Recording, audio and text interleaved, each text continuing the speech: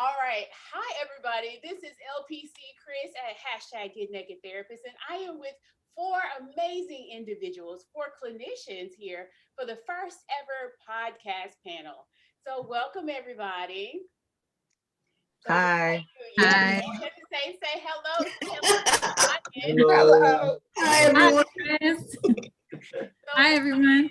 yes, the audience is comprised of other professionals and fans like yourselves. And, we all talk about things that we have learned, things that we haven't learned in grad school. We had to learn in trial and error, things that, sometimes it's good, sometimes it's challenging, sometimes it's bad, and it's very naked. This is why I named the podcast Naked, because it is the truth. And we can't hold back when we're trying to train and educate other clinicians and professionals. And then that's how we learn to connect. That's how we learn to grow. And that's how we learn to we might need to pivot. That big word for 2020 and 2021. We might need to pivot based on what we learn from each other. So, again, I'm glad that you're here. And how we're going to get started is I'm going to start off with some introductions. So, first, I'll start with Danielle since she's Oh, over here on my left hand side. So, go ahead and introduce yourself to the Get Naked Therapist audience. hi. Okay. Hi, everybody. I'm Danielle Jackson Grillo. I'm a licensed marriage and family therapist in Southern California. I'm in between San Diego and LA. My specialties are emetophobia, trauma, restoration from racial trauma, and grief and loss, particularly in childhood. Um, what else do I need? Oh, something odd about me, not odd, but unique about me is as you can tell, I'm an extrovert, but I'm also a band leader. So I lead a band, an R&B band out here in California. Okay. So do you play an instrument or do you sing? Singer. Oh, okay. That is a good, interesting fact. So I'm like, hey, give me a beat. Right. Book us for your next podcast. We'll do your commercials for you. Hey, good to know. Good to know. Thank you so much again, Danielle, for being here all the way from California. Oh, thank you for the invite. Thank you so much. Yes, here. All right, Perla, you're next. Well, hi, everyone. My name is Perla Hollow. I am a licensed marriage and family therapist. I also am in Southern California, mostly in the Manhattan Beach area. And my specialties include phobias, OCD, anxiety, depression, ADHD with children, adolescents, and adults. I also specialize in ADHD in young women, in young adulthood that just got diagnosed in young adulthood. I also do mood disorders, and I work with families on behavioral issues. I also do trichotillomania and excoriation disorders. Wow. Okay. Yeah. Okay. So one unique thing about me is, okay, this is kind of weird, but I can talk to animals. I'm a big animal lover. And it's really funny, but apparently I can speak squirrel and guinea pig. And when I talk to animals, they actually come closer to me. So I didn't know this, but I have a 6-year-old, and when I'm with her and we're out in our neighborhood and I try to talk to animals, she sees that they actually respond to me. So it's kind of a hidden talent that I didn't know I had until I became a mom. The animal whisperer. Yeah. Yeah. I'm calling her Dr. Doolittle. Yeah. Oh, okay. So noted. Okay, noted. All right. Thank you so much, Perla, for that information. Thank you, Chris. All right, let's see. Yeah, I got two. Let's see. Keisha, go ahead and introduce yourself. Hello, everybody. My name is Keisha Pruden. Most folks call me KP. I am a therapist located in Ahoskie, North Carolina. Ahoskie is the only city named Ahoskie in the United States, and it's located in northeastern North Carolina. So basically the country. The country. I specialize in autism advocacy, which is issue near and dear to my heart. I have two sons, Aaron and Brian, and my oldest, Aaron, is 26 and on the spectrum. So advocacy started kind of organically for me and grew into a service that I provide for my clients. So that's one of my sweet spots. My other sweet spot as a therapist is helping young, and particularly, as we'll talk about trends, young African American women find their voice and to live a more authentic life. I also love doing childhood disorders. So oppositional, defiant, ADHD, and coincidentally, and maybe not, my youngest son, Bryant, has ADHD. Autism, I help parents with that as far as behavioral strategies in the home, in the community. And I also help adults, teens, adults, and the geriatric community with mood disorders. So, and I've been in the field now, I've been licensed for 20 years. So it's been a long journey. It's been a long journey. A unique fact about me, or a fact that people may not know, is that I know how to crochet. And I learned, my mom taught me when I was younger, and it's just something that I like to do as a peaceful activity. So thank you for having me. I'm already having fun. Thank you. Awesome. Thank you so much. Thank you so much. All right, Gary, you're not least though, even though you relaxed. Okay, look, I'm a gentleman. I don't mind letting the ladies go first. It's all right. That's the way I was raised. Yes, my name is Gary Jones. I live in Philadelphia, Pennsylvania. I am from North Carolina, though, so that's interesting. Keisha's from North Carolina. That's great. I am a licensed clinical social worker, both in the state of Pennsylvania and in Delaware. I am an outpatient therapist, and I also have my own private practice. Plus, I also teach part-time as an adjunct professor. In terms of specialties, my specialty, I guess my major specialty. I mean, I've worked in the mental health field for more years than I would like to say, but I've been there. So I did a lot of like case management early, a lot of working with people with schizophrenia, schizoaffective disorders. So, and also because I still work with some of those folks, that's mental health issues in general, and just advocating for families that have needs in terms of how to take care of their family members. That's one thing I do, but also anxiety, depression, mood disorders, PTSD, and trauma. Um, and generally, and most important, I like to work with other men, specifically men of color, but just men in general, because I think that men have a set of circumstances, Black men particularly have a set of circumstances in this country right now, like at no other time. And so being able to provide services, be it to support, that's what I like to do. So that's those are the things that I try to do in my little area of the world. In terms of uniqueness, I don't know if I have anything that's unique, but as I'm listening to you guys talk, there is one thing that I guess if I say this, nobody would think that I would know. I know how to hymn really well. Okay, so a long time ago, when you couldn't just go and when you couldn't afford people to go and tailor your stuff, you had to know how to take it and line your pants up just right, cut it off just a little bit, the way it needed to be, and sort of hem it so that when you're walking down the street, nobody is seeing your threads in there. So I learned how to do that pretty well. I am not a seamstress. I'm none of that. It's just that's that thing that if I tell somebody I can do, they really you? Yeah, it was a necessity thing. I had to do it. So it is a pleasure to be here with everyone, and I'm looking forward for the rest of the podcast. Yes.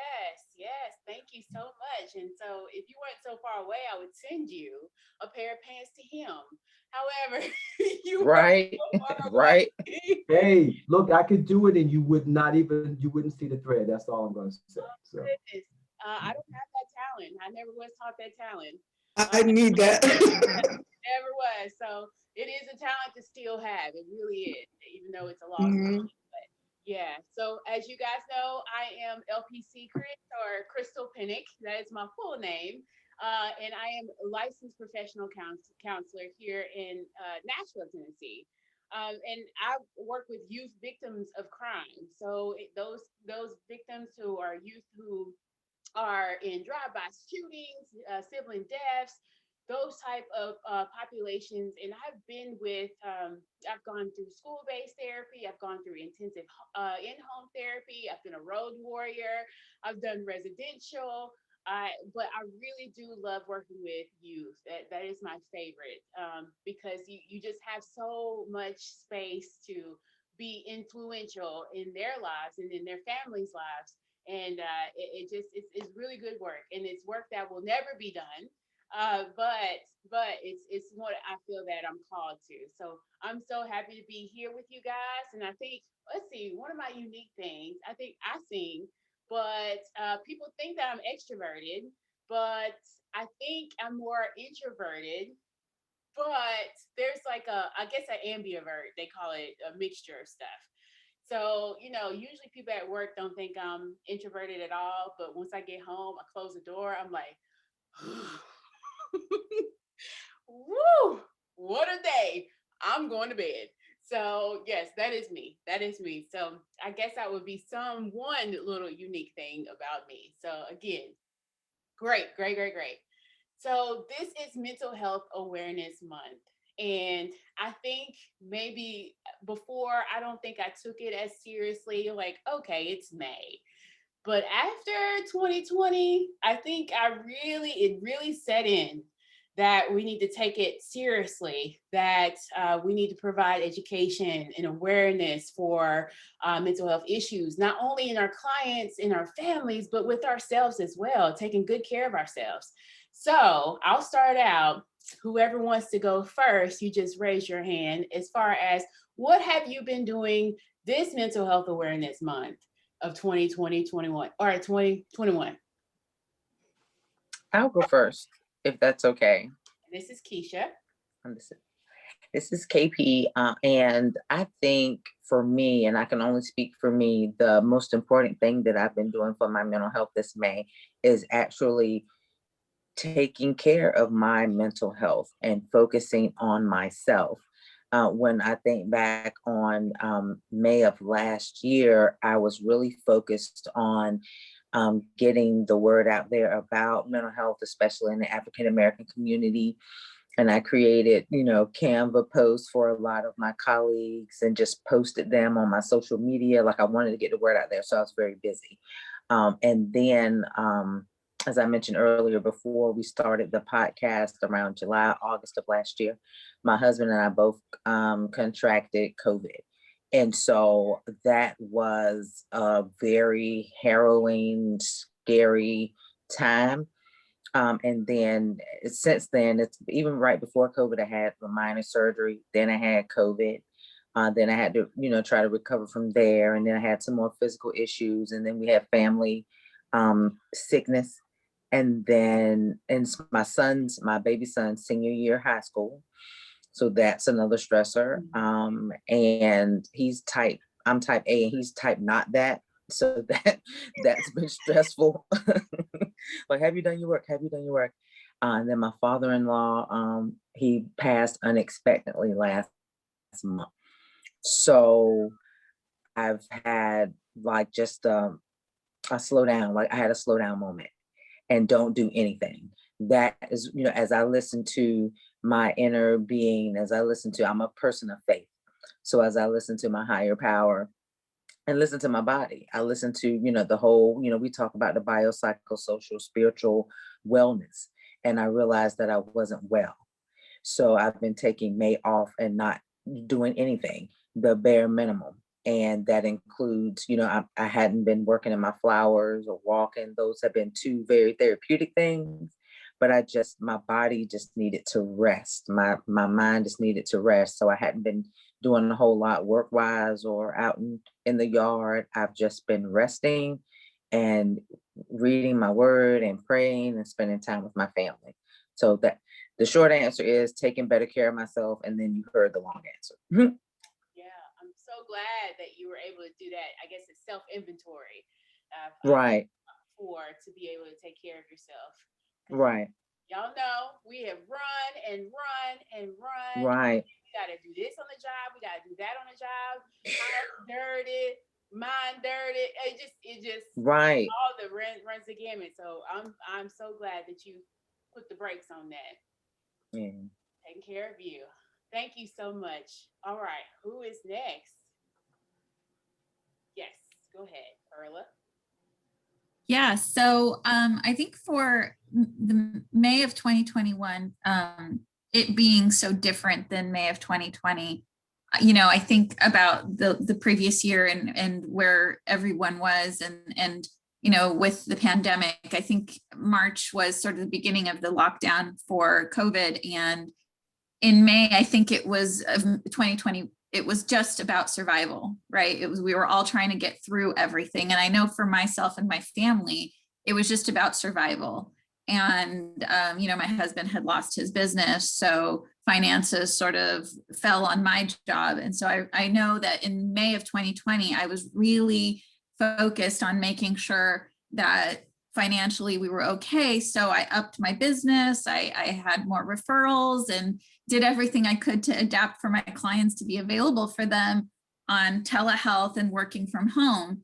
And so now with May 2021 being so different and things are sort of starting to emerge and life is starting to look a little bit like what it was before the pandemic, I think the thing that I started to focus more on was my own mental health by going back and not just living in survival mode, but also being more mindful of the time that I'm spending with my family, doing things that are outside of the house and spending time and getting together with extended family members, which we weren't doing, or focusing more on my social relationships, like going and being with friends.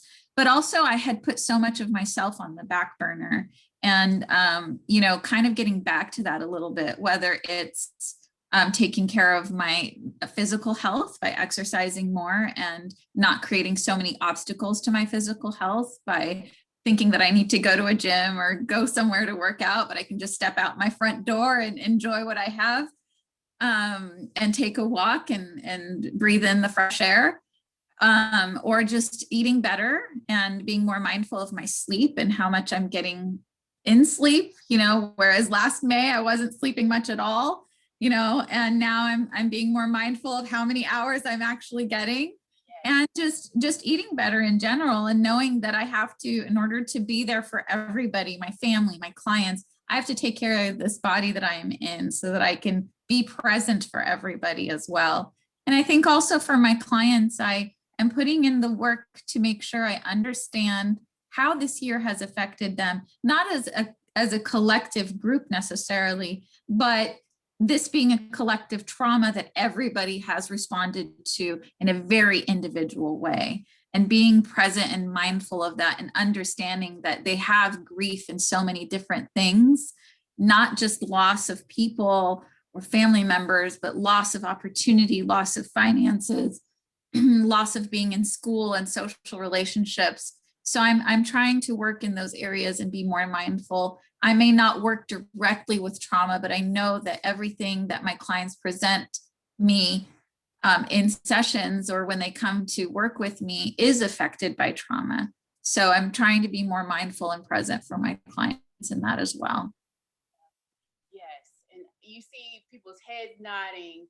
That means we've been working on the same things. And when you said sleep, oh yes, ma'am. This is the time Sleep where is awesome. yes, I'm like, okay, I need to go to bed at this time, so I wake up at this time, so I won't have an attitude when I wake up. And by the end of the day, because you also, when you're sleepy, you eat more. And then I'm like, okay, so this means that I don't want to be eating more around 3 to 7 p.m. So I really need to get my sleep at night because it's just a full cycle there. So yes, that is so right. Sleep is so important, and I didn't realize it until maybe a year ago. So thank you so much for that. Thank you. Come through so much in this past 14, 15 months. Thank you. All Thank right. you, Chris. Yeah. Who's next? I'm gonna, I'm gonna, I'm gonna let Gary go because he was last. Oh, okay. Okay, well, thank you. You will. Okay, so in all honesty, I grew up in the church, and we used to always say, we remember the sick and the shut in. So I haven't been sick in the last year, but I've definitely been shut in. Okay, because I mean, and I think I kind of get it. When you can't get out, you know, now there's a lot of different ways to be shut in. I get it, but when you can't get out, when you can't do it, and I think we don't really realize how much the trauma of COVID-19 has impacted all of us, because everything went into a sudden shutdown. So my wife and I, we love live music, smooth jazz. We'd go to concerts, go to festivals, and that's the thing that we would do. It's one of my self-care things, but everything shut down. You can't do it. You can watch it online, but it's not the same. And so this month, what I've been trying to do, and I had actually started it really last month, just like trying to get out as much as I can.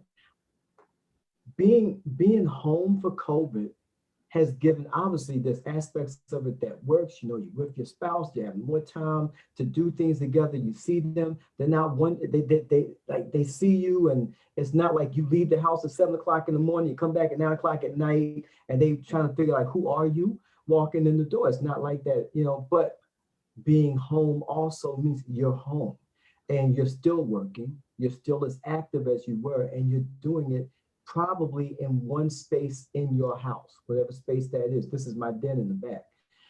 So trying to just get out, try to exercise more, taking the advantage of my break times, you know, to do things, starting the car 15 minutes before it's time to leave so that I can run somewhere at the end of the day, because I just know we have to get back to that.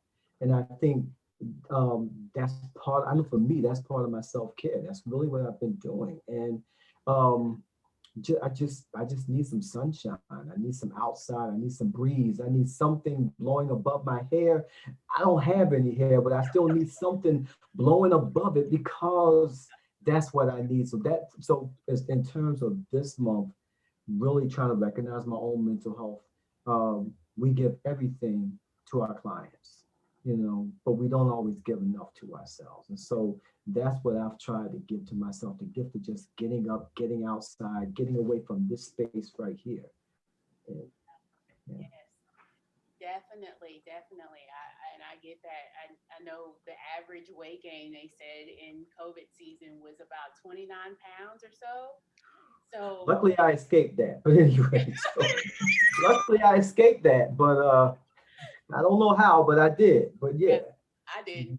But I didn't. But so I had to really do some medical interventions. So my doctor said, "Hey, listen, your body is a temple, and I need you to take better care of it." I'm like, yes. Okay, thank you, and I did. So yeah. Mm-hmm.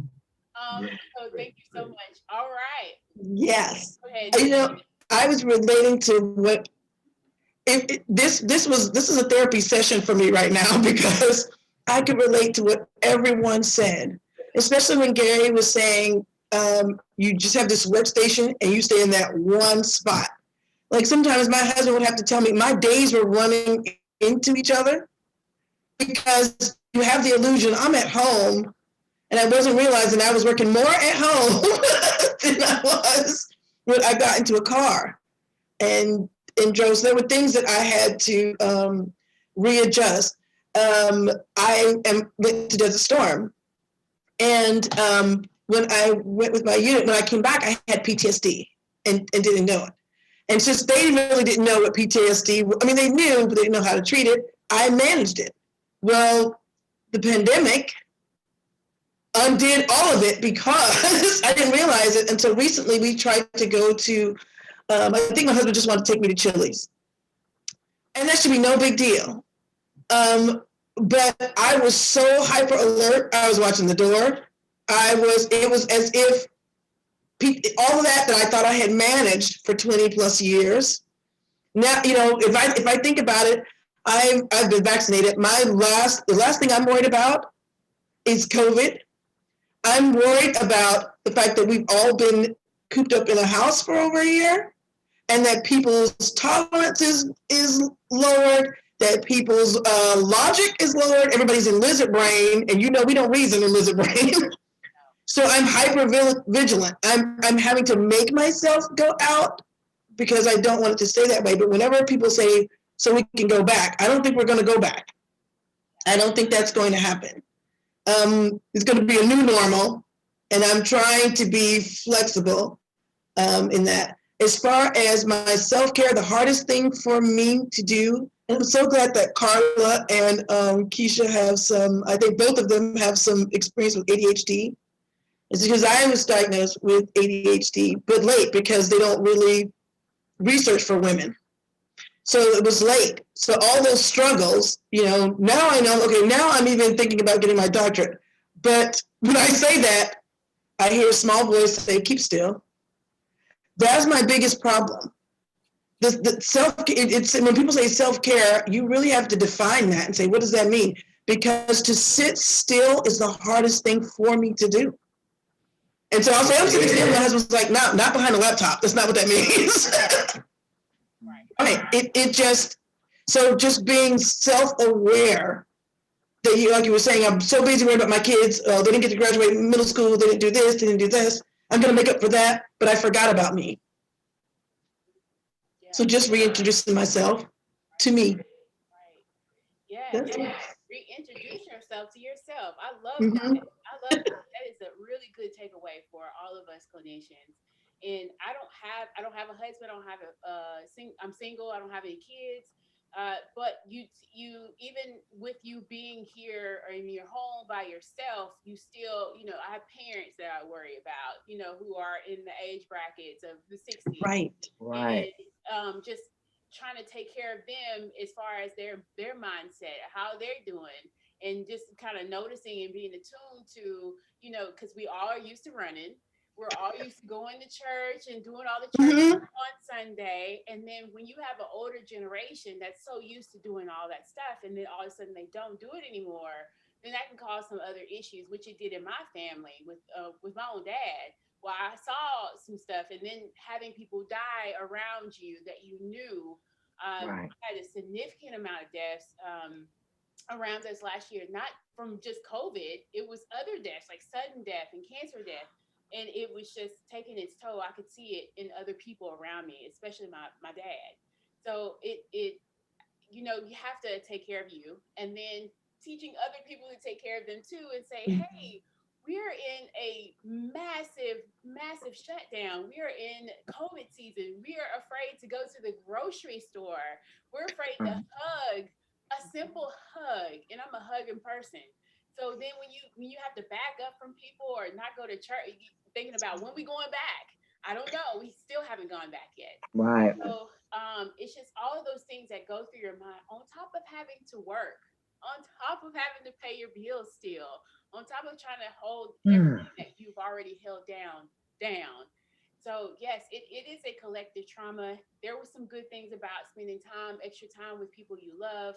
I think I've gotten closer to my parents. I've even gotten closer to my mother last year because we had to do some unexpected travel because somebody died in her family. So it was just a lot of things, but I feel I appreciate people much more than I did in the past. Like those people who are your confidants, friends, lovers, family, those people, hey, y'all, I'm gonna tell you I love you, okay? That's right. That's right.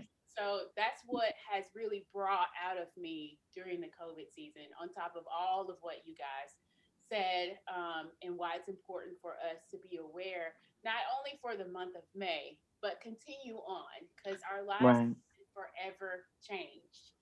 You know, we know a depression kid, we know a depression baby who are much older now because of the way they act. So we will know COVID people and the next generation by the way we act. Right. It's the truth. True. It's the truth.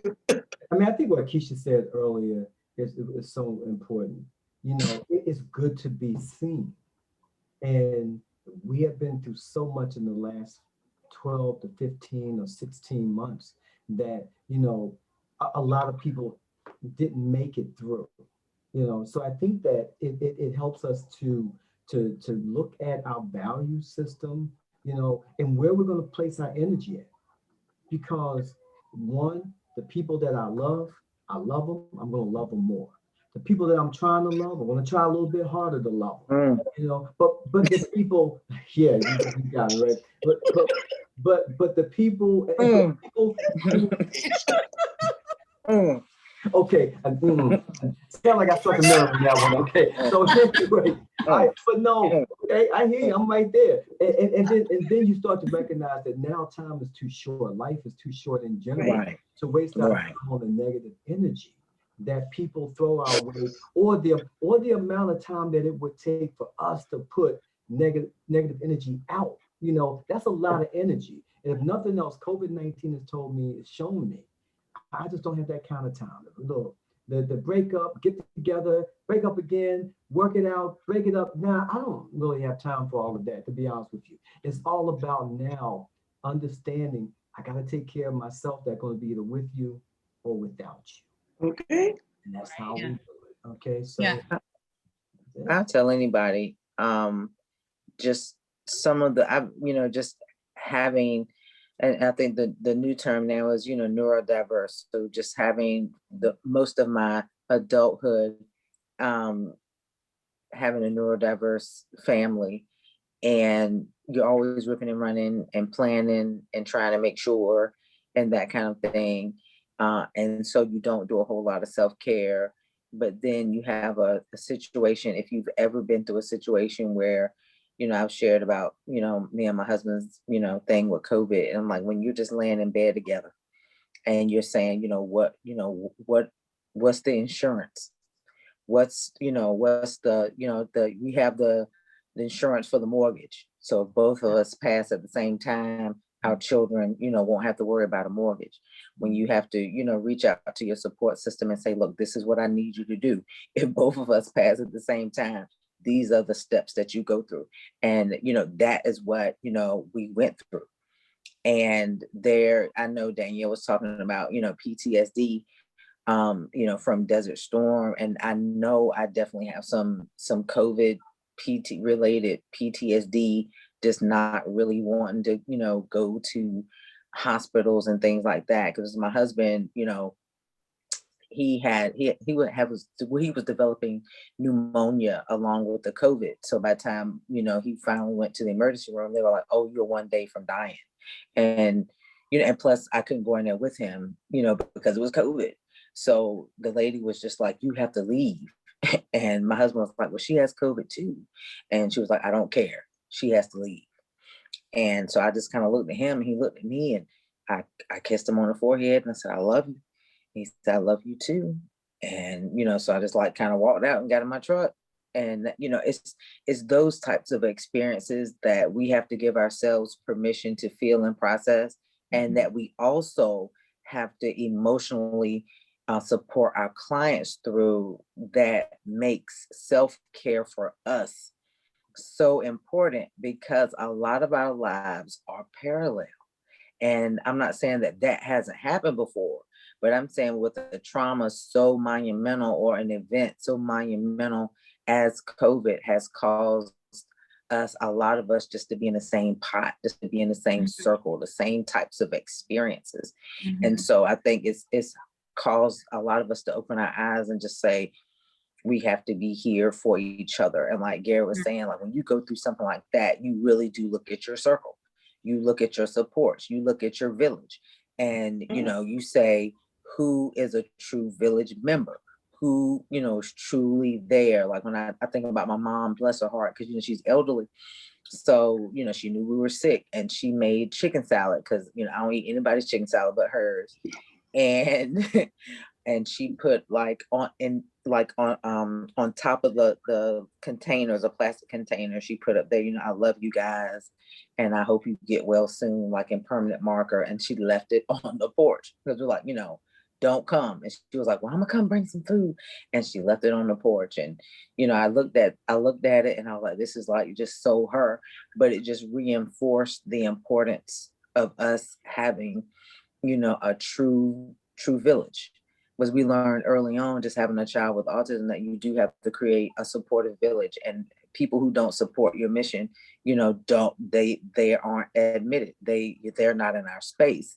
And I think it doesn't just have to be autism or some type of special need.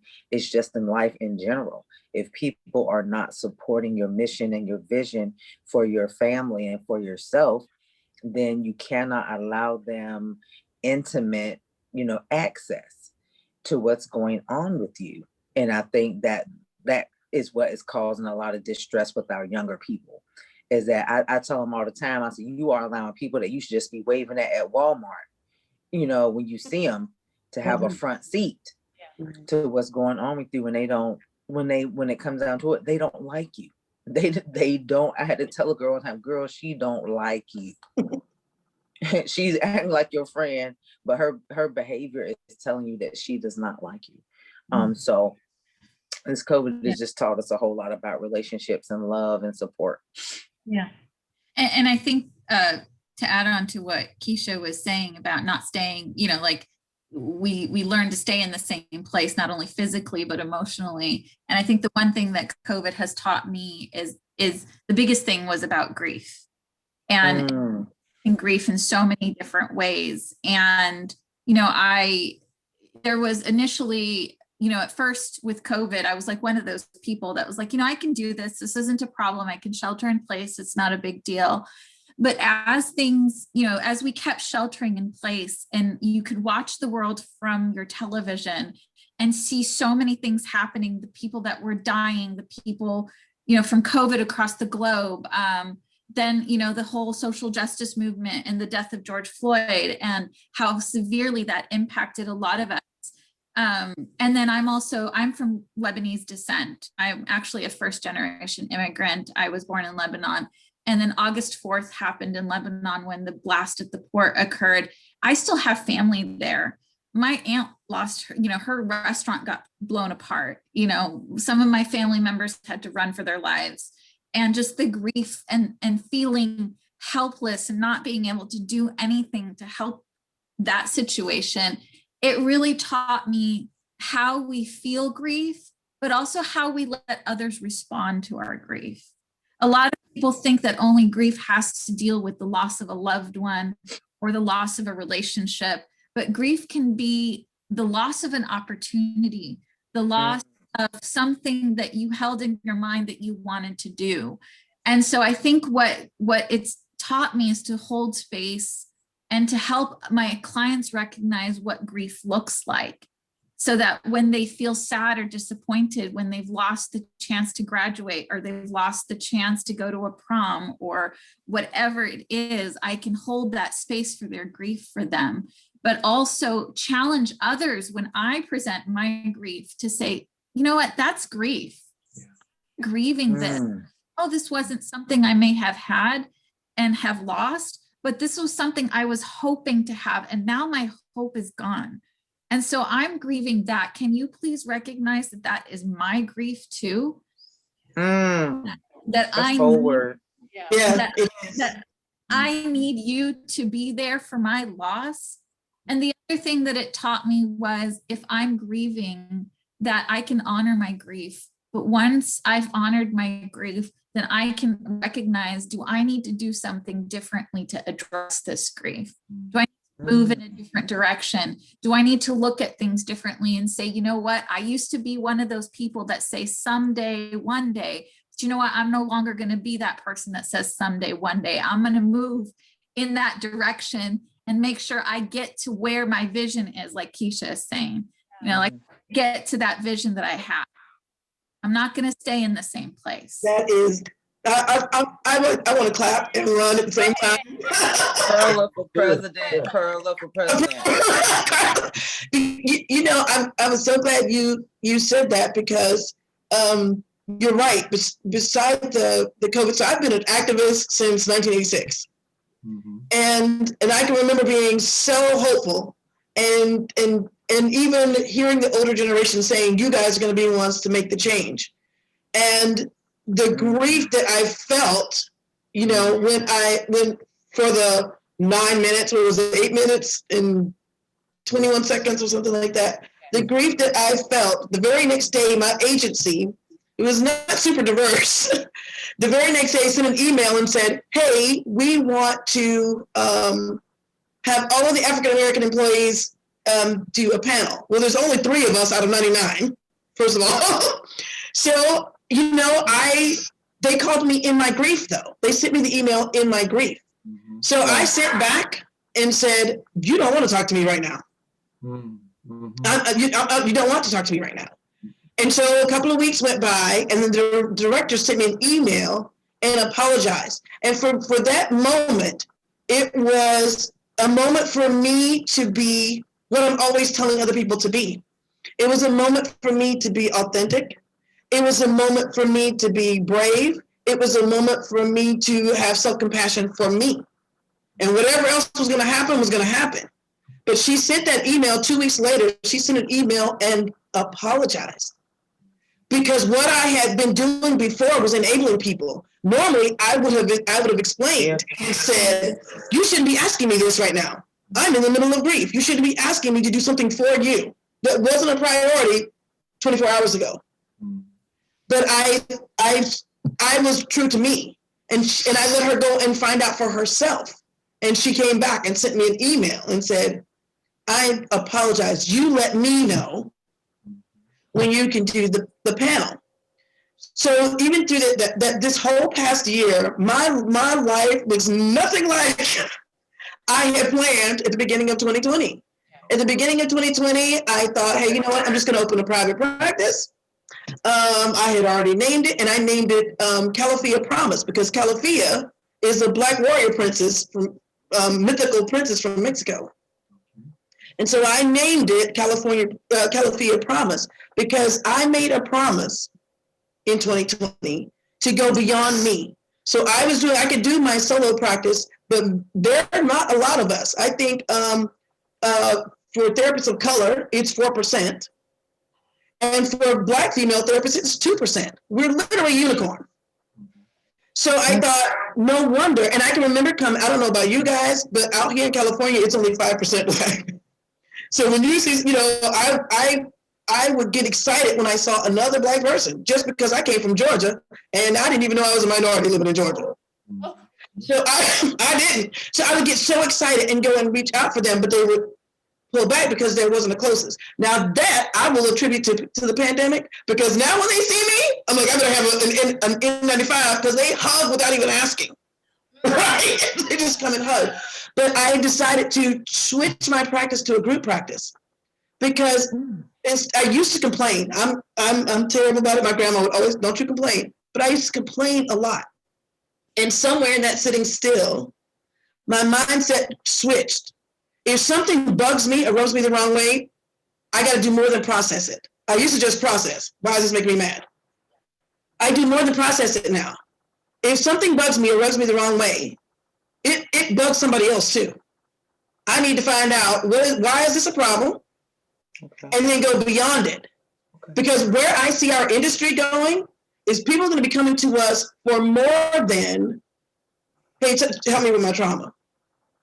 You know what I mean? They're going to be coming to us to go, now show me how to thrive. Don't just teach me how to survive. Don't teach me how to manage it. Show me how to thrive now. So I got to do it first. How am I going to tell somebody else how to survive past trauma? So I moved my trajectory to, you know, as a marriage and family therapist, we do relationships, right? And so if I said to you, hey, Gary, hey, Keisha, hey, Perla, I know for a fact that your sister is being verbally and physically abused by their significant other. Your response would be, taking the earrings off, you're ready to go and get them out of that situation. Right. So why do we not attribute that to the African-American community? As a community, we are the only community of our kind. We are the only community of our kind. If you say, I said in another conference or something, and I said, well, right now I'm doing a group practice, and it is particularly for even the interns need to be from a marginalized group. That is specific, that is intentional.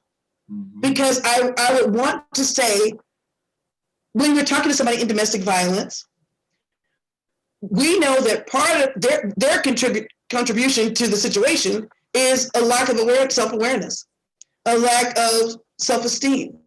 Why don't we attribute that to the community? So I decided, hey, you know what? I've been specializing in trauma, and especially OCD, Pearl.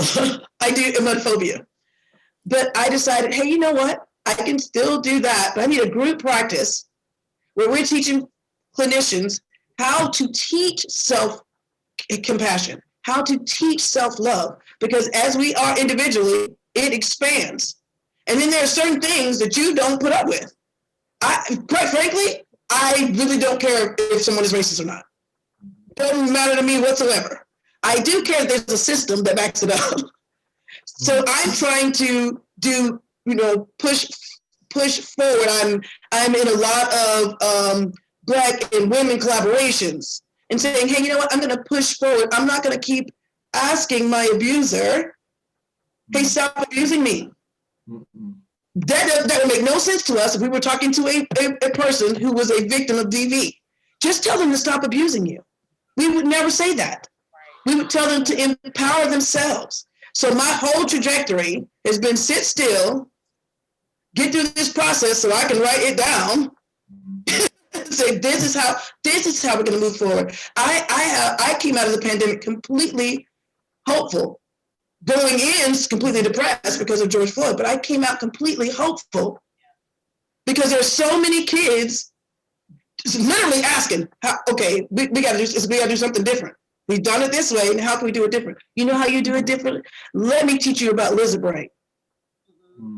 Because when the first thing, what is the first thing people say? Well, what about Chicago? They're killing each other in Chicago. Well, yes, VP, because they're keeping you in lizard brain. You have no time to reason and get out. The further you get away from those areas you can, and what does the Bible say? To whom much is given, much is required. If we're given that space, if we're given that space to reason, we got to go back. Now I got to go back in the fire and say, this is how you reason. This is what this is. It needs to be something tangible that they can, that they can see. And I don't know about you, but it seems like a lot of us are from the South. And so whenever I had a mental issue, it was, pray about it. The Lord gonna help you. Oh. And I'm like, well, he is. Now when my relative said that, I said, he is. He made me a therapist and he taught me how to do it. Don't you go to the doctor to get your tonsils taken out? Right. Well, being Middle Eastern, I mean, mental health is sort of one of those taboo things, right? It's just, we don't, just, you're upset, drink a glass of water, pull yourself together. You're okay. Rely on God. God will take care of you, everything through God, splash some water on your face. You're all right. Just, oh, have mercy. So yeah, it's sort of same, Well, it's the same thing. Yeah. Same thing with us as well. And thank you, Pearl. That's true, because I know, like, for me, and in my upbringing and things I've heard, there's a demon for everything. There was a demon for everything. There was a demon for lust. There was a demon for you eating too many Oreo cookies. There was a demon for cream. There was a demon. And don't get me wrong. I'm not saying that from a spiritual aspect. Some of those. I mean, I come up from a background where I do believe in some of the spiritual aspects, obviously, but the point I'm saying is that there's a point where we have to get help for ourselves. Everything is not a demon. Some things and most things are a choice. We choose, and we choose those choices either because we want to do them or because we don't know that we've been trained to choose that way and we still want to do them. So I think that we have to look at that from a perspective that we have been trained to think a certain way, do certain things.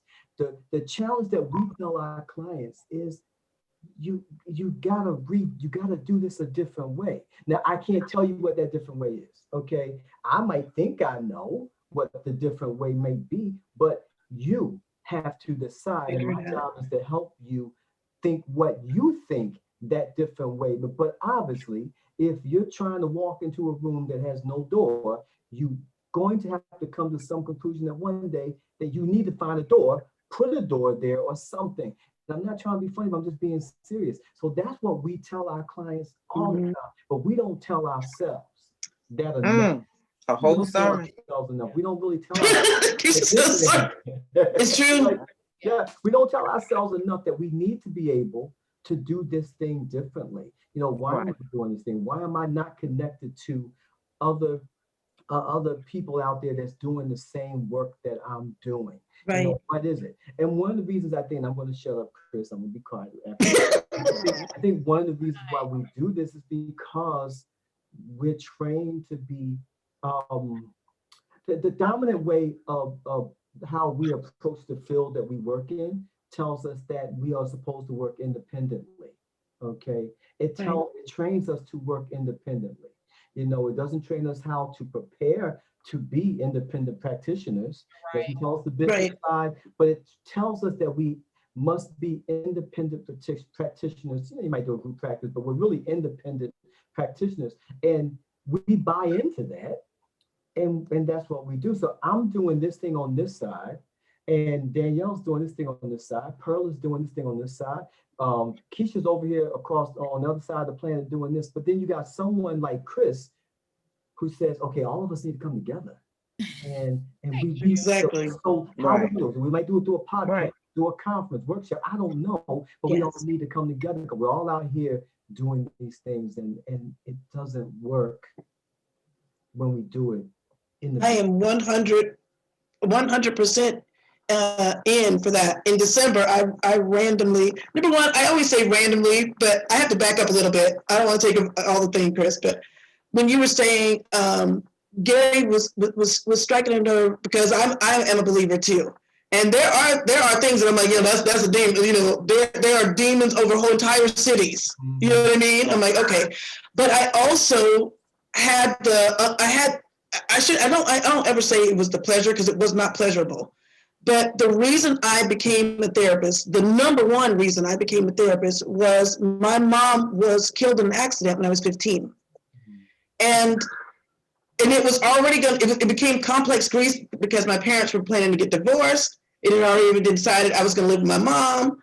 So when people ask me now, I would hear the adults, coming in, and my dad it was 4 of us, 4 girls that he knew nothing to do with. He didn't know what to do with us. But I could hear all the people telling him, Tim, don't worry about it. Children are resilient. And even then in my head, I would say, how do you know? We just don't know what to say. We just don't know what to think. And so I would make journals and say, when I grow up, I'm going to come back, not knowing about childhood or ACEs, adverse childhood experiences. I didn't know, of course I didn't know that by then. But I can remember saying to myself, I promise I will come back when I'm a grown up and help kids like me now, because there was nobody to help me. There's no one. And then I forgot about it. And was in the military, so I'd go to Virginia. I've been kicked out of 4 churches, y'all. That's a long story. But the reason I would get kicked out is because I was pulling who was it that got eaten by the Jonah? I didn't know that I was. I decided, you know what? No, I'll be a teacher. I forgot all about the promise that I made when I was 15. I was in the military. I was getting up in rank. I got distracted.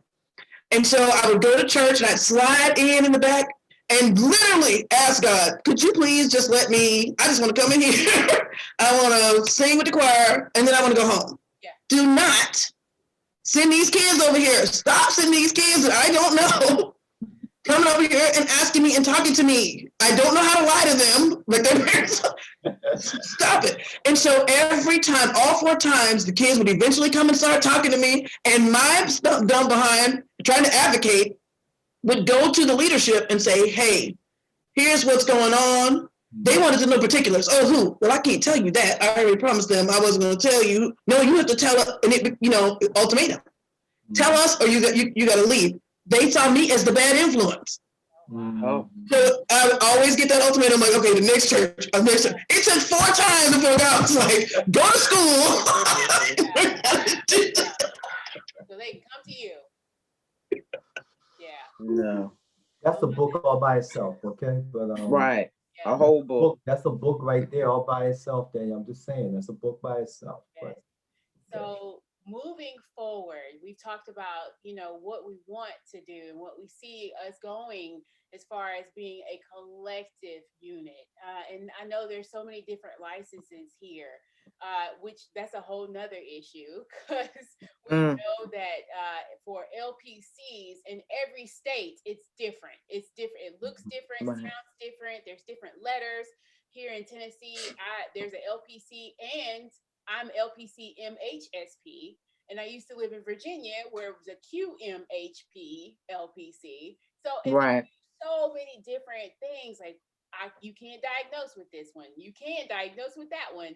But every state is different. Only place I can't go to California with my LPC MHSP and practice there. I would have to go back through the process and practice there. So we have so many different licenses, and the only thing that is very specific, the only thing that is consistent and specific is LMFT and LCSWs. You guys, I always envy that part about you guys because you're older and you Right. have been solidified throughout the United States on Right. what you're supposed to do. So if I move from Tennessee to California, I know that It's actually different. LCSW. Yeah. I just found out it was different. So I was online with an MFT, or actually she was an LCSW from Florida. And so we were talking back and forth, and I said something about treating ADHD, and she was like, well, you're a licensed marriage and family therapist. You can only do, families and couples. But in California, that's not the case. That's why our exam is completely different because we can do everything. We can do almost everything LCSWs can do. Hey, wait a minute. Yeah, no, wait a minute. Danielle's right, because I'm from California as well. So we Element. can do all sorts of things. We can treat all sorts of things. It's not just families and marriages Right. and relational issues. We do behavioral stuff. We do all sorts of things. Yeah, I'm I didn't know school-based that. right now. School is almost over. I'm school-based right now. I used to do school based. Well, I learned something new today. I was today years old when I found out that MFTs cannot treat ADHD. I don't know. I just assumed that you could Yeah, everywhere. Okay. Yeah, we can. yeah. And Keisha, tell me about your because you have a significant amount of letters behind your name. Tell me about your licenses Okay. and certifications.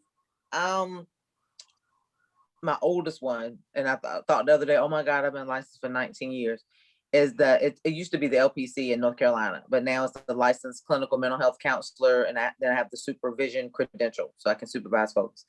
Then it's the LCAS, which is the licensed clinical addiction specialist, so that's for the substance abuse part.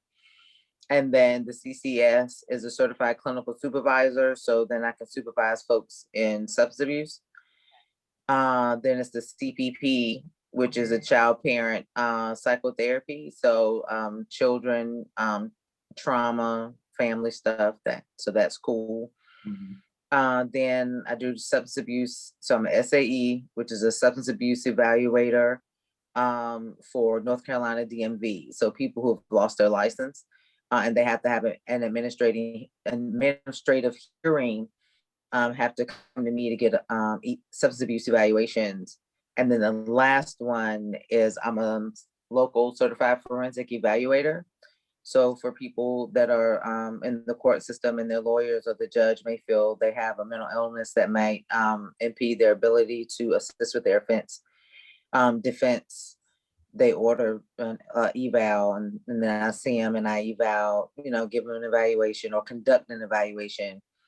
And then I send my findings to the judge and the lawyers and the prosecutors and everybody like that. Okay. So it's been quite a journey, but just talk about how important, your childhood is. I remember my mom saying, and I was young then, like maybe 18 or 19, she was like, just get as many credentials. She said letters behind your name, but get as many credentials as you can get. So you can, you always have, a job, and you be employed and always be able to do what you want to do. So it's that, but that's it. Like, I'm older than, I'm not doing anything else. And if I can't make money with what I got, I'll just eat peanut butter and jelly sandwiches. My mind can't hold it. My mind can't hold anything else. Like my last cohort, I was like, this is another master's degree. What type of foolery is this? Witchcraft? What is this? I can't do it. I can't do it. So yeah, and I toyed around with the doctorate idea off and on for a lot of years. And so I just came to the conclusion that, yeah, no, I can't. I don't want to create any new knowledge. I don't want to do any dissertations. I don't want to do any research. It's just not in me. I was not, and to take it to church, I was not called to do that. God didn't tell me to do that. God didn't tell me to do that. He didn't tell me to do that. So I'm not gonna do that. I'm good with and clients will call you doctor anyway. If they walk to my office and like on my back wall behind me, is my stuff. And so they just assume, and I'm like, honey, if I was a doctor, I wouldn't be working this hard. I am not a doctor. I am not a doctor. But clients will do that anyway. Talk. This you'll be out and they're like, this is my doctor. And I'll say, I'll just say, like that. And then later on, I'm like, well, no, I'm not a doctor. I'm not a psychologist either. Right. I have to tell family members, I'm not a psychiatrist. I'm not a psychologist. Like, I don't prescribe meds. I don't do testing. Like, I just do the talk part. Like, I do the talk part. That's it. That's it. My 6-year-old says, well, mommy, you're like a doctor, but for feelings. Oh, I like that so much. These 6-year-olds are smart.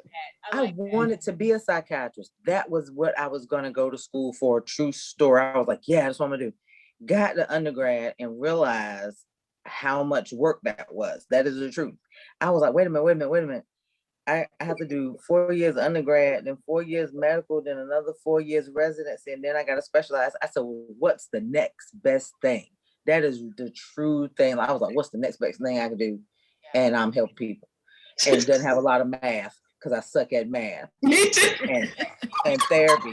Therapy was it. I said, oh, I only have to take an algebra. This is true. One algebra class.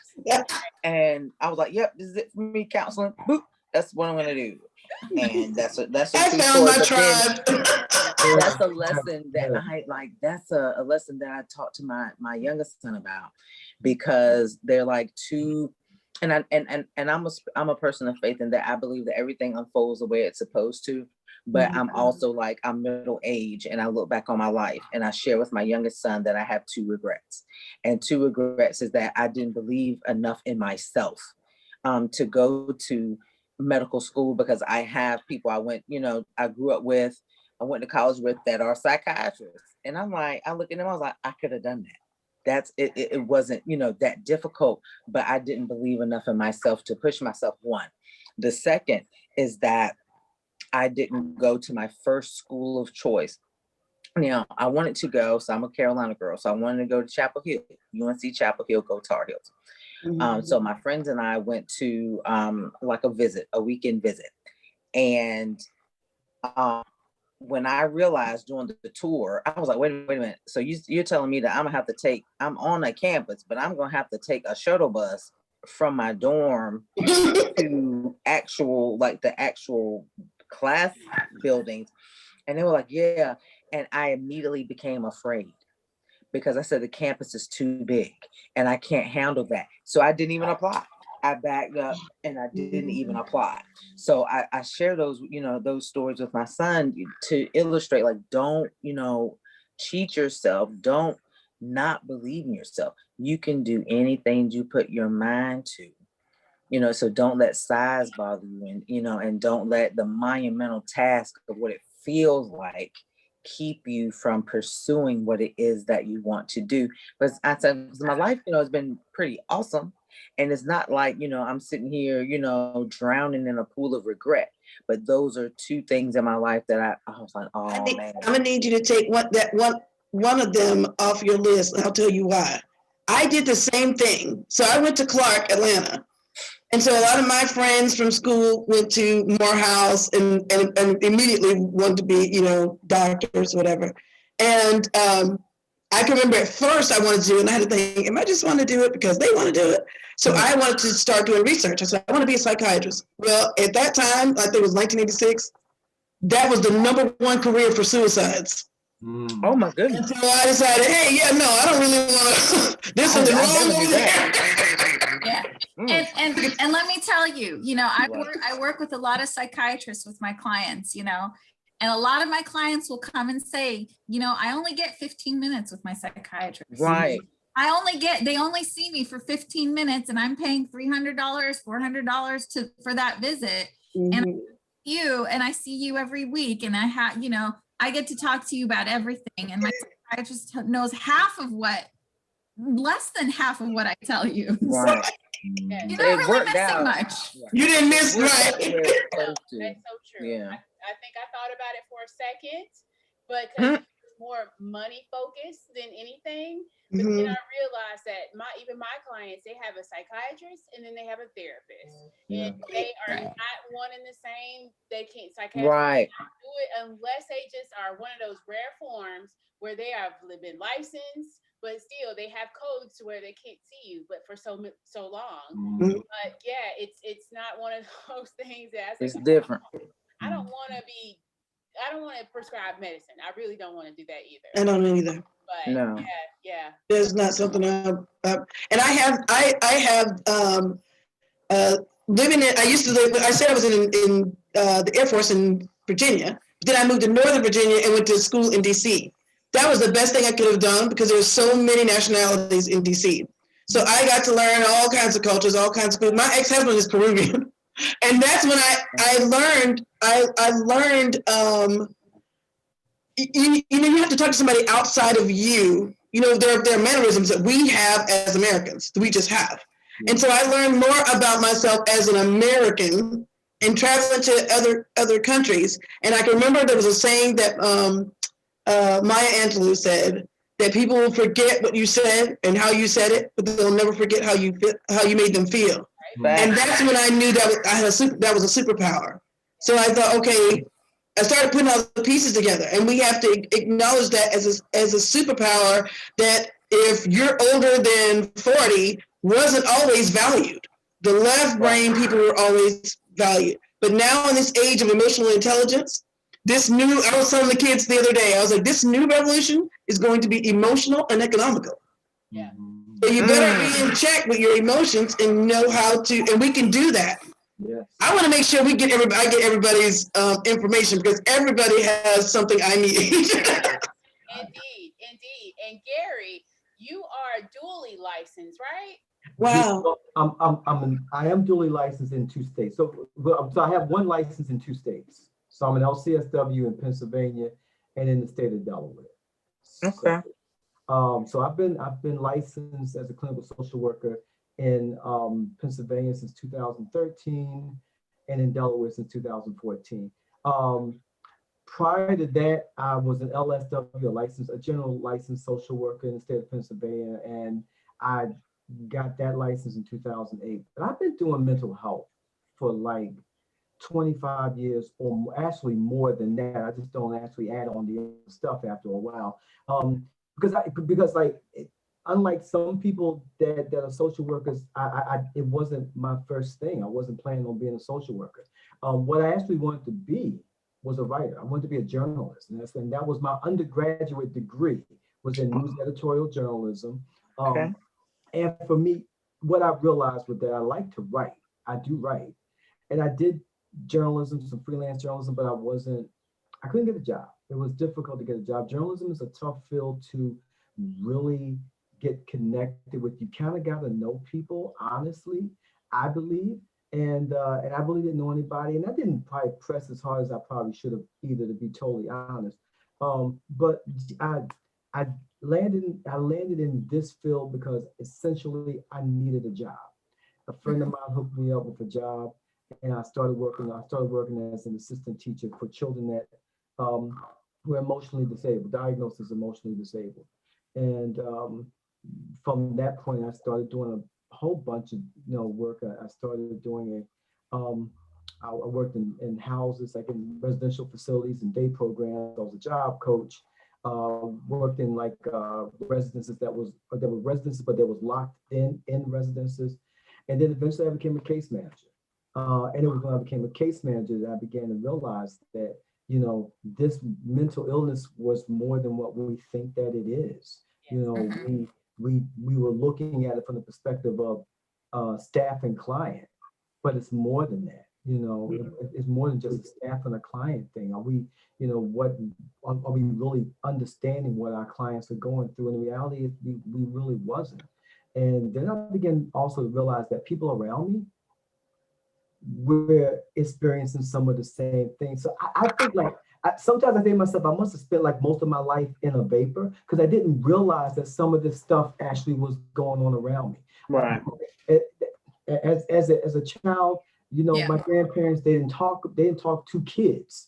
They talked to people, Right. So you don't know about somebody, your age getting traumatized, getting raped, getting abused. You didn't know about that. You don't know about, you saw domestic violence, but it seemed normal. Okay. Right. That makes Yeah. sense, Yeah. because you didn't Yes. know that it wasn't normal. And so, we see those things and then you go with it, but then when you start to do this work, and this work starts to impact you, you realize that these things are not normal. Yeah. That they're not, and so I began to see and hear stories. I realized that a couple of my cousins had been sexually abused by some of their cousins. And then my wife, had sexual abuse issues that I wasn't aware of. She and she had buried them deep. And they only came to the surface when our daughter was born. And after that, Wow. Which is normal. it became and I can't tell you that I know what it's like to be a woman that's been sexually abused or a man that's been sexually abused. That's never happened to me. But I began to realize the impact that it had because it was impacting both of us. Just to say, short story short, those were the things that led me into this field and made me realize I wanted to learn more about this field. And Dive in. I dove in head first, and I am now. So I think since we're all sharing our journeys to becoming therapists, I guess I'll share mine. I think like Gary and Danielle, like, I think, they say there's this event in your life that changes the story of your life, right? When I was 11, my parents divorced, and it was, very contentious divorce. And when the adults were too busy fighting, the kids were kind of left to fend for themselves, right? And so I think when I was 11, I went on this middle school. I was in the middle school college prep club, right? And so I think the thing that changed my mind was we went to UCLA and they took us to the psych labs. And they were doing all these experiments and things like that. And I was like, oh, that's what I want to be. I want to get a PhD. I really, when I was a child, really defined myself by my achievements. I was like, I'm going to go to the top. I want to be a PhD. I want to get that. I want to become a doctorate. But, being an immigrant, especially being a first generation immigrant to this country, navigating the educational system, especially when you're an undocumented immigrant, which I was for a good portion of my life, really holds you back from doing the things that you want to do. There's so much you can do, but when you're up against a system that's much larger than yourself and you don't have the resources, whether it be documentation or monetary, you really don't get to have as many choices as you would like to have. And that's sort of the sad truth. Because I was undocumented, after graduating high school, it was really hard to figure out my college career. And I had to do it on my own because I had parents who were immigrants. My father didn't have his education level was 5th grade and my mother's was 8th grade. So there wasn't, there was really no guidance on like, this is what you do. You apply for financial aid if you're an undocumented, and there's no financial aid if you're undocumented. There, you know, community college is, let's say for a documented legal resident, you get $12 a unit sometimes, right? For an undocumented, it's $150 a unit. So you really are starting in a very back. You are starting in the back, right? And so I went to community college and still had this thought in my mind, I'm going to get a doctorate, I'm going to get a doctorate. Went 3 semesters, became a documented citizen, and got to USC, University of Southern California. And I did really well there, you know, and my professor, and I was on the track to try to become a PhD. One of my professors one day came up to me and she said, "How come you're not in the honors program?" And I said, "Well, what is that?" And she's like, "Well, the honors program in your sophomore and senior year, you do projects, you know, psychological projects where you present. And as you present, you know, you get published and all this other stuff." And I said, "Well," I said, "Dr. Farber, you know, I really would, but I started off late. I came in as second semester sophomore. I did not come in as a, you know, full sophomore this year. So I don't qualify." And I thought, wow, if I had known, I would have been on a better track. And then, you know, you take the DREs, and I suck at math too. So DREs, they were okay, but not enough to get you to where you need to be in a doctorate program. Right. We definitely need to get together because they're still pulling some shenanigans with undocumented kids. Yeah. I definitely want to get your information. So then I thought, okay, well, I took my GREs, I applied to grad schools, didn't get in, fell into a severe depression because, again, I identified myself with my achievements. And when I came out of my depression, I said to myself, you got to do something. And I was like, well, why not be, you know, look at LMFT. Let's look at an LMFT here. So I did. And so then I applied and got in, and I thought to myself, you know, maybe a PhD wasn't the right thing for me anyways. I don't know if I want to be in academia and publishing and researching and professing in that sense, in that setting. I think I do better in this particular setting. So I'm sort of glad I'm a person of faith as well. And I think God put me on the right track in a lot of ways. But yeah, I mean, it's really, we all have different experiences to how we got to where we got, but I think we love what we're doing. Yes. And I think our stories are so interconnected. I mean, it again, that big, you know, that big event. And, you know, I've heard childhood death. I've had a death of a relationship in childhood. So my brother died from cancer when I was 14 and he was 18.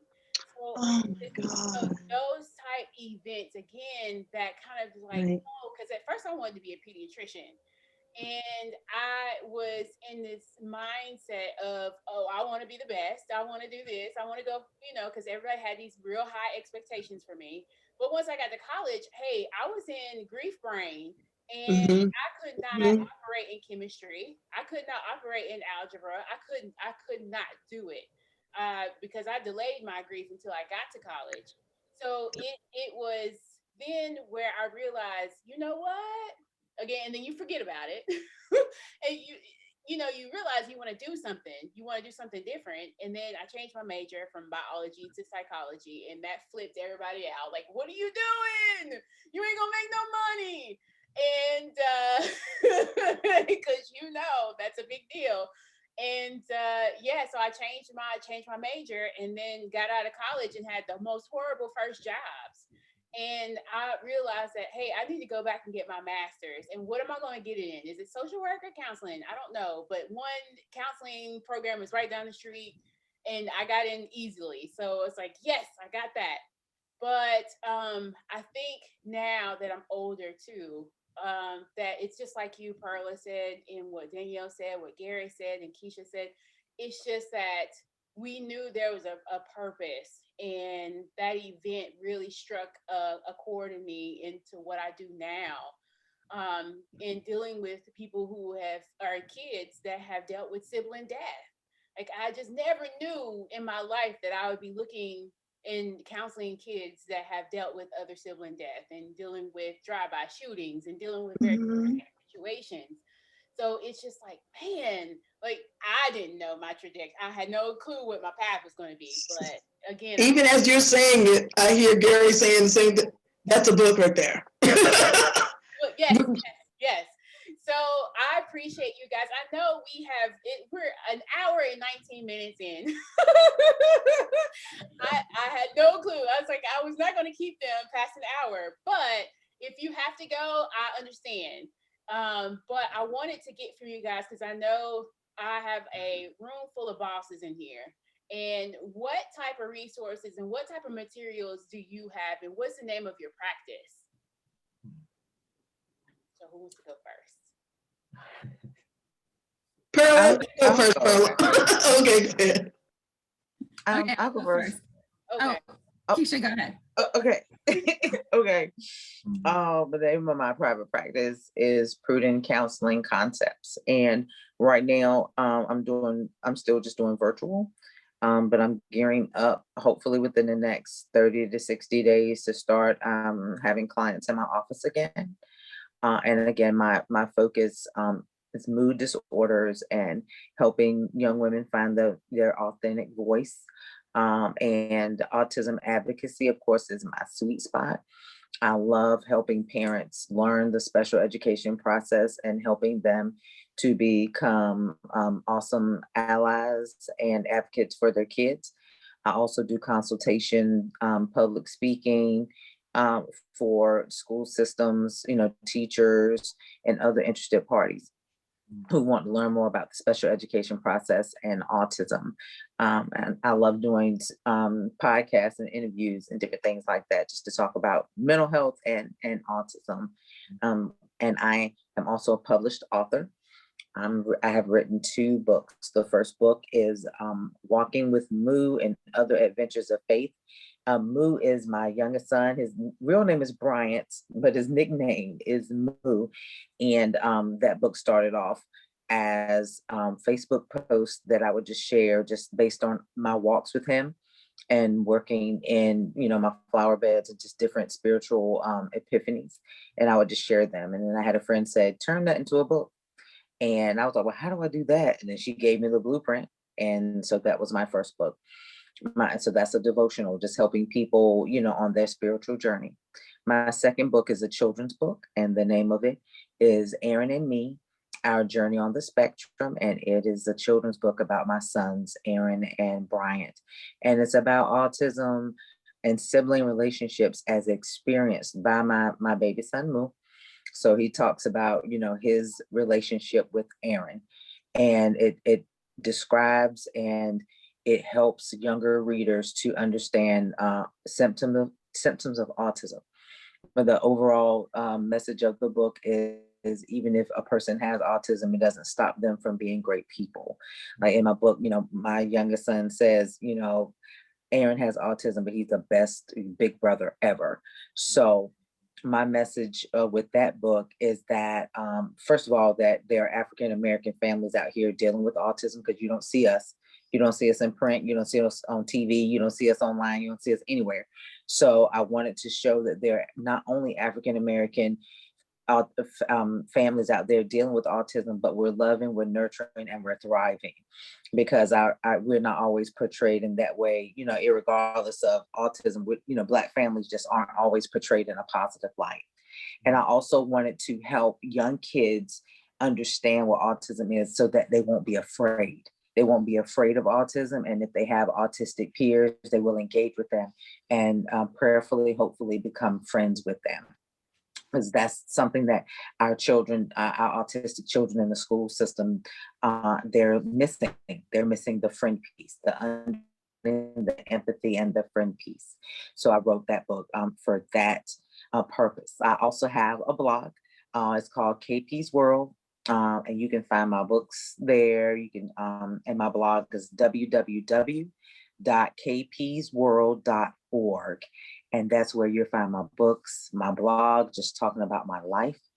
My website for my private practice is www.prudentcounselingconcepts, very long.com. But that's where you'll find my services and what I provide. And this is my life's work. I can't imagine doing anything else, and I love it. Yay. Thank you so much. Thank you. All right. Who's next? Go ahead, Perla. I'll go. Okay. Well, that was it. That's a tough act to follow after Keisha. But I'm in solo private practice, and my practice doesn't have a name. It's just Perla Hollow LMFT. And my website is www.perlahollow.com.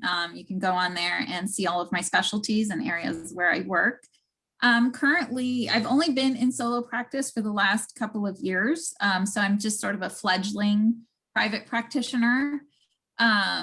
So, that's been my focus, is developing and cultivating my private practice. I don't have any projects at the moment. I do belong to CAMFT and recently had participated in the LA CAMFT chapter anti-racism roundtable, and I'm hoping to continue to participate in that and helping the therapist profession really be actively anti-racist, and to be able to work with a diverse group of therapists and provide diversity. So I'm kind of gearing towards that. I'm also always there as sort of a support for my other fellow therapists. So I'm always, reaching out and talking to other therapists. If they need consultation, they can consult with me. I've also, over this past year, have been a Pepperdine, my master's degree program. They asked me to come and speak with potential students about becoming That's a big deal. the master's program. So I do that on occasion. They'll invite me and be a speaker for students considering the program, and I'll let them know what that looks like. So I'm sort of doing that. Mostly my focus right now is my daughter, my 6-year-old, and my family. I'm still I'm 39, not quite 40 yet. I'm getting there. I will be there by October. But I have a young 6-year-old, and she's just wrapping up kindergarten. So, mom and wife are also my areas of focus. But I want to thank you, Chris, for inviting me to be a part of this podcast. I love supporting other therapists and helping them develop. And, I think that's going to be part of the work that I continue to do. Yay. Thank you. Got all of your information over there. Yes. All right. Gary.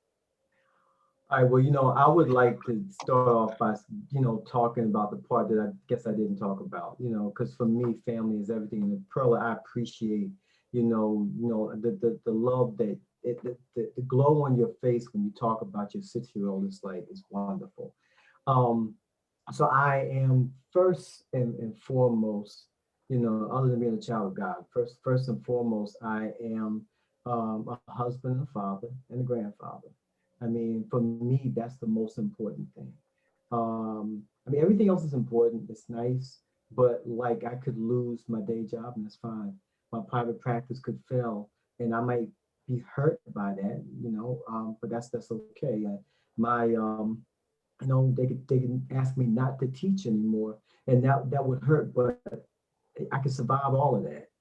But losing a family, that I can't, so so my wife, my daughter, for instance, 4 grandkids, to me, that's the first part of who I am. That makes up, if they're the ones that support me through all the craziness I might do. But after that, like I said, my private practice is Surviving Today, LLC.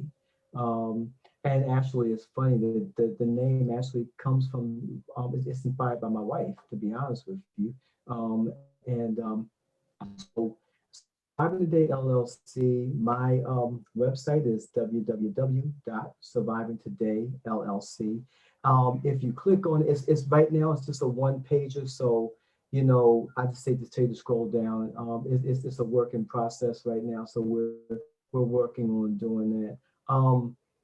I do clinical supervision for people, LPCs, LCSWs are looking for their licensing. So I do supervision, consultations for folk that's already in the field that might need other types of help, workshops, trainings, individual group and family therapy, couples therapy.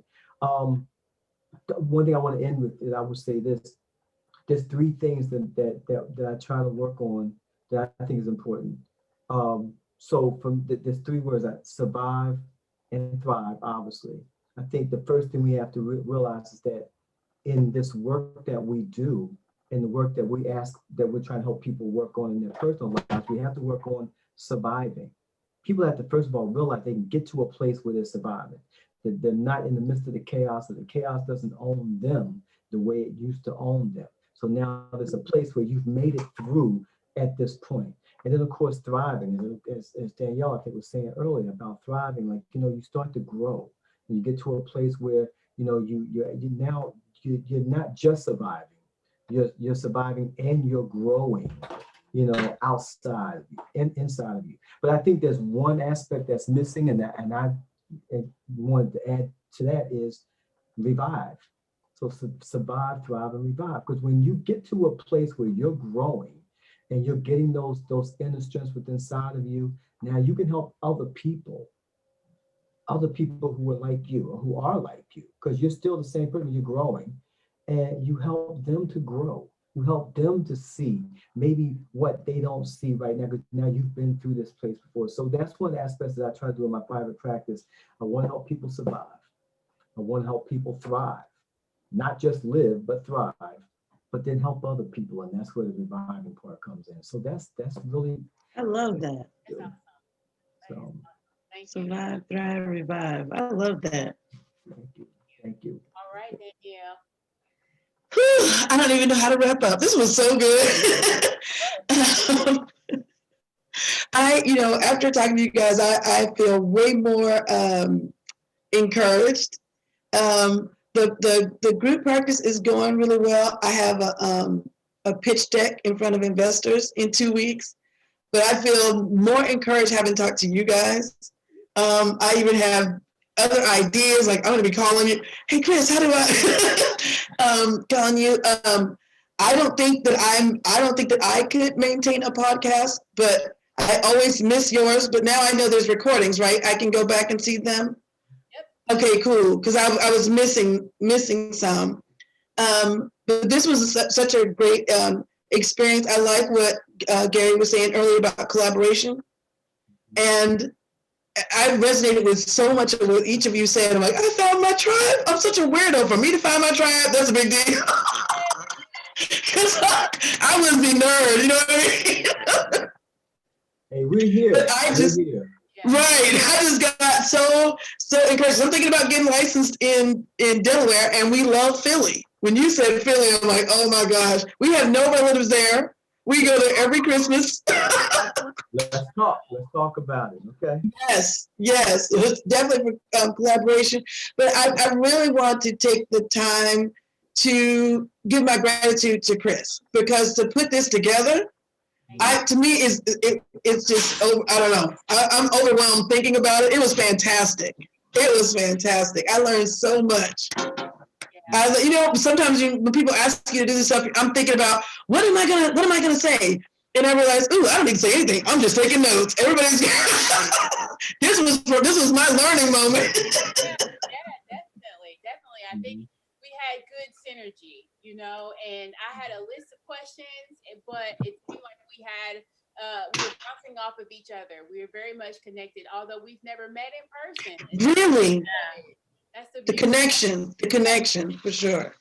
That's what I love about this field. That's what I love about, I just know that everything is orchestrated, and I just put the bait out there, and whoever captures it, that's who's supposed to be here at this time. So right. I just absolutely appreciate that. And y'all are amazing individuals, amazing clinicians. And I can just only imagine how your clients feel and other professionals feel working around you and being in your office. It just gives me comfort to know that, all this money that we paid and still paying.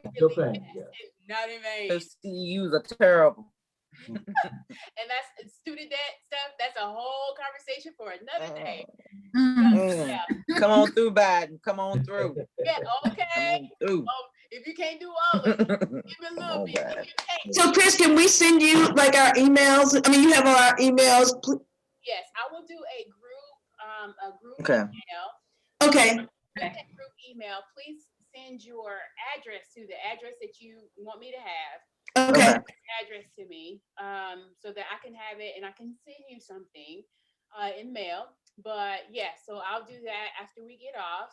And to wrap everything up, to do a word association for this podcast first panel. All right. Okay. I'm gonna say a word, and you think of the first word that comes to your mind.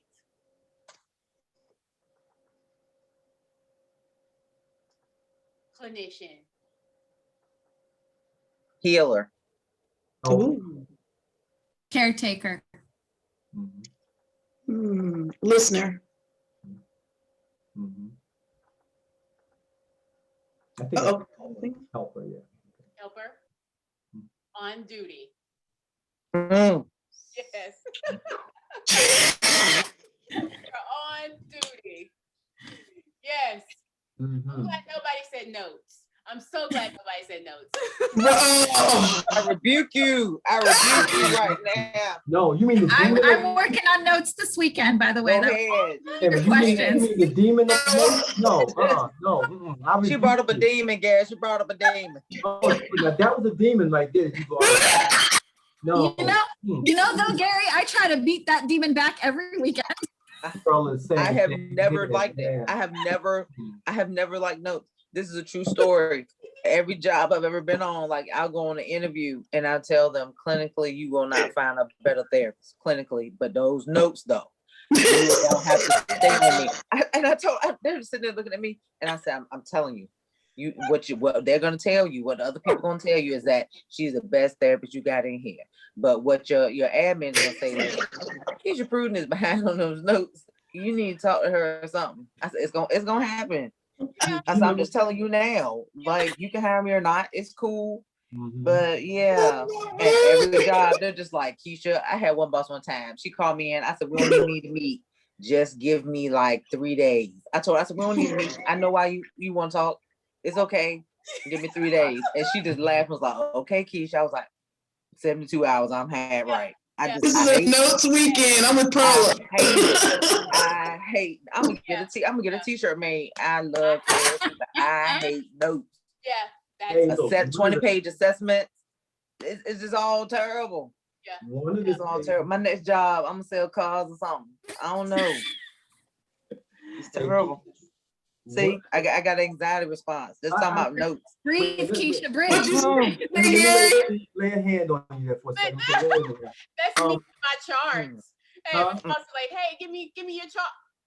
Nope. Oh. Yeah. But you know what the funniest thing about it is that guys, and I know we gotta go. I'm gonna say it I'll try to say it real quick. You know, I've been in this field long enough, and I see my interns come in, or especially like a new clinician.